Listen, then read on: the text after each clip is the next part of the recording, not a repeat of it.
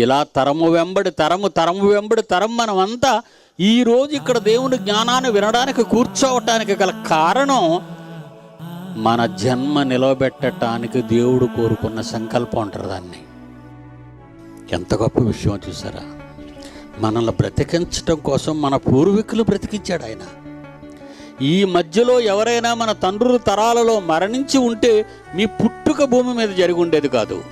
మా తాతయ్య చచ్చిపోతే మా నాన్నే లేడు, మా నాన్న లేకపోతే నేను ఉండను, నేను లేకపోతే నా కొడుకు ఉండడు, నా కొడుకు లేకపోతే వాడి కొడుకు ఉండడు. ఎన్ని తరాలు ఆగిపోయేవి.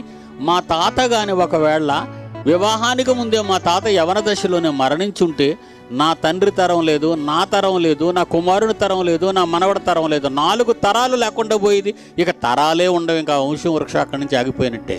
ఈరోజు మీరంతా ఇక్కడ ఉండటానికి కారణం మీ తండ్రులను కాపాడిన మీ తండ్రి, పరలోకపు తండ్రి మీరు కావాలని కోరుకున్నాడు గనుక ఎంత దూరమైనా ఎంత చీకటైనా దేవుని మీద ప్రేమ కలిగి వినడానికి వచ్చిన దేవుని ప్రేమించిన వారుగా మిమ్మల్ని ఇక్కడ చూడాలని ఆయన అనుకున్నాడు కనుక మీరు బ్రతికి ఈరోజు ఈ తరంలో మీరు ఇక్కడ ఉన్నారు.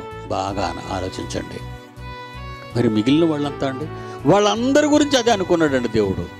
గుంటూరులో కానివ్వండి, విజయవాడలో కానివ్వండి, ఆంధ్రప్రదేశ్లో కానివ్వండి, తెలంగాణలో కానివ్వండి, ఇండియాలో కానివ్వండి, అమెరికాలో కానివ్వండి, ఎక్కడ ప్రపంచ ప్రజలలో ప్రతి ఒక్కరూ దేవుని సంకల్పం ప్రకారంగా వచ్చారు భూమి మీదకి. కానీ దేవుని ఇష్టాన్ని నెరవేర్చడానికి మాత్రం ఎవ్వరూ రారు.